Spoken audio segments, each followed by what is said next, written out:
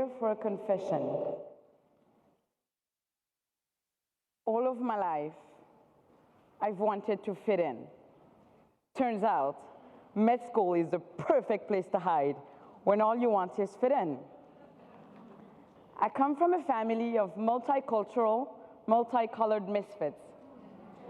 We were misfits as intellectuals in rural Rwanda. We always misfit as Black Jews outside of Ethiopia. I was already a misfit as a young African girl in elite schools in Belgium and California. And I definitely misfit as the only Black female doctor working in an all-male trauma team in Jerusalem, Israel. But today, I still misfit as the only one openly calling out bullying and sexism in an emergency department run by 85% male of a university hospital of Switzerland where I practice. See, on paper, I may not look like a misfit. I successfully went through med school, completed 2 specialties. My imposter syndrome turned me into an overachiever, but no matter how much I tried and achieved, I still felt like I didn't belong. I felt like an outsider. So I hid.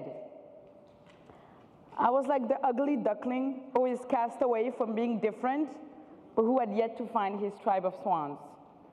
And I tried very hard to fit myself into all sorts of boxes until I nearly burnt myself out at work. But then my perspective changed. And today, I want to share my journey with you.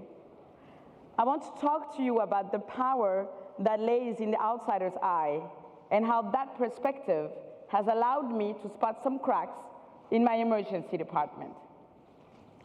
See, last year, I was still amongst the many voiceless targets being repeatedly harassed by the same type of character that inspired the Me Too and Time's Up movement. You know, the handsy, self-entitled surgeon. The same one nurses have had to put up with for decades.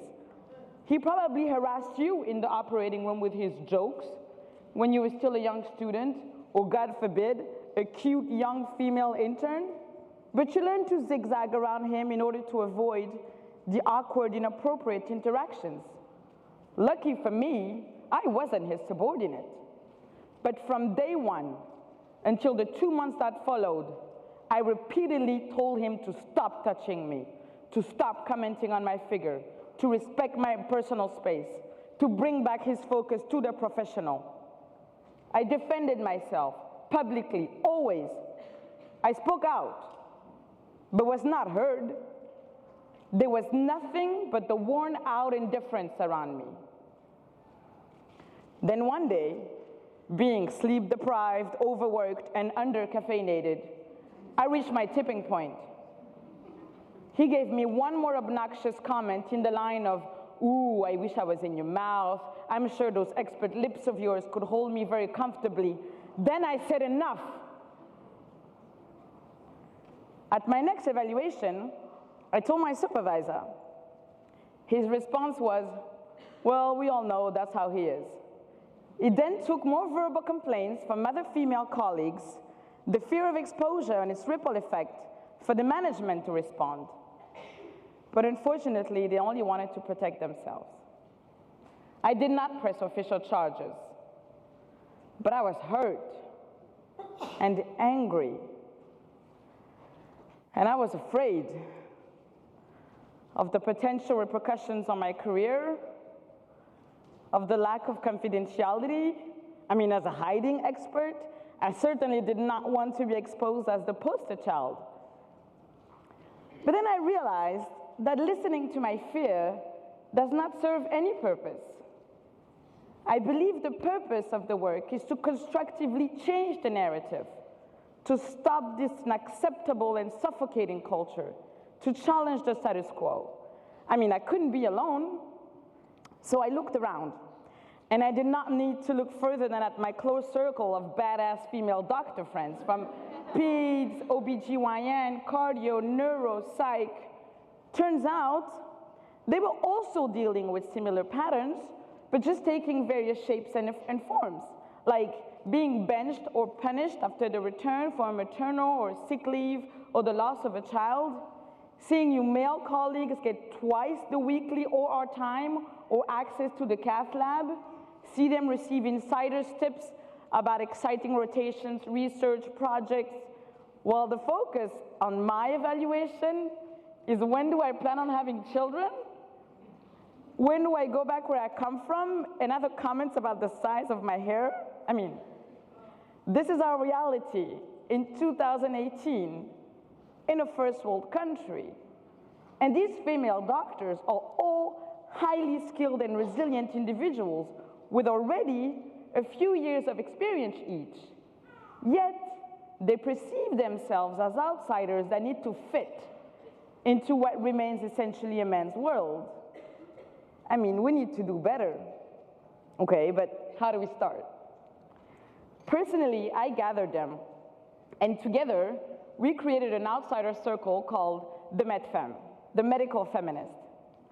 At MedFem, we believe we are all accountable, men and women, even us, the outsiders. So we cannot really start talking about diversity and inclusions if we don't start including ourselves in the conversation. So, okay, but how do you explicitly do that? How do you access your powers as outsiders? Well, we followed 3 simple steps to guide our approach. The first is we identify the cracks. The second, we assess their needs. And the third is we build bridges. So first, to identify the cracks. You will see that it can be very hard at first to spot the cracks that need filling. You may need to look below the surface. But your unique panoramic vision gives you an opportunity to see what's missing and bring change. You get to challenge these old systems and beliefs, even in rigid and conservative settings. So look around. The second part is to assess your needs. I really kept asking myself this question: what do I need? And I needed to be my full and unapologetic self.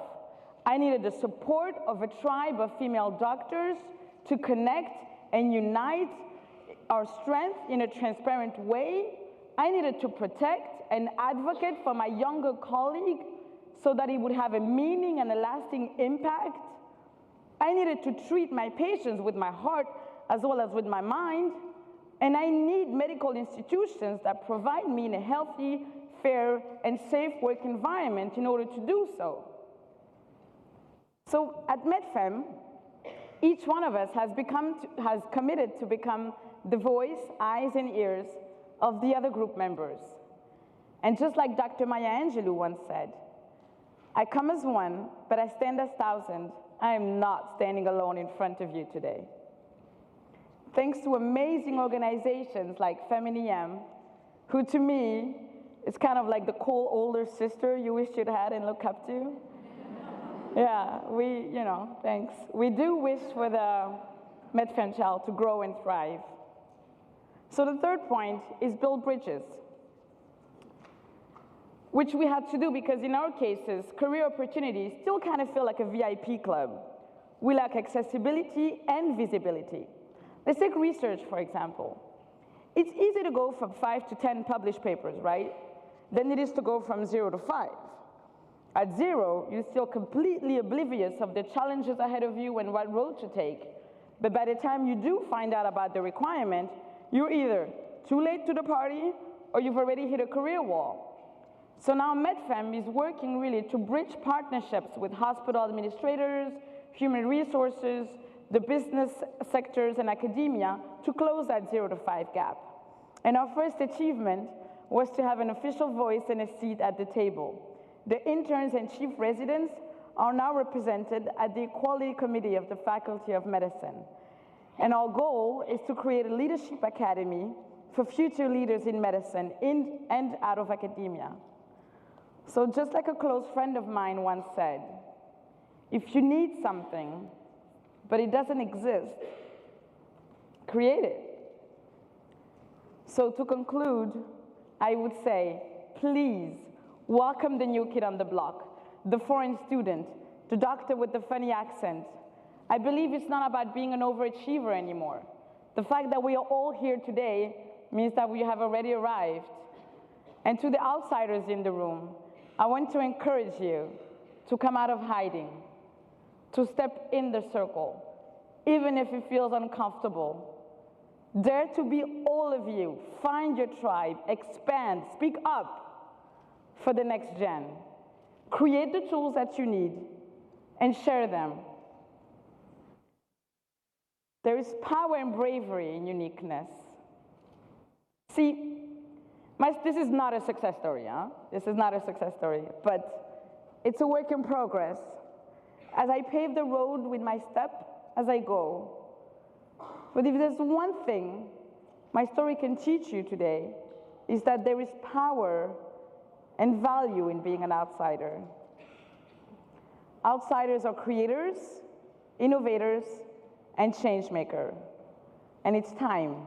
We all belong in the room. Now let's change the game. Thank you.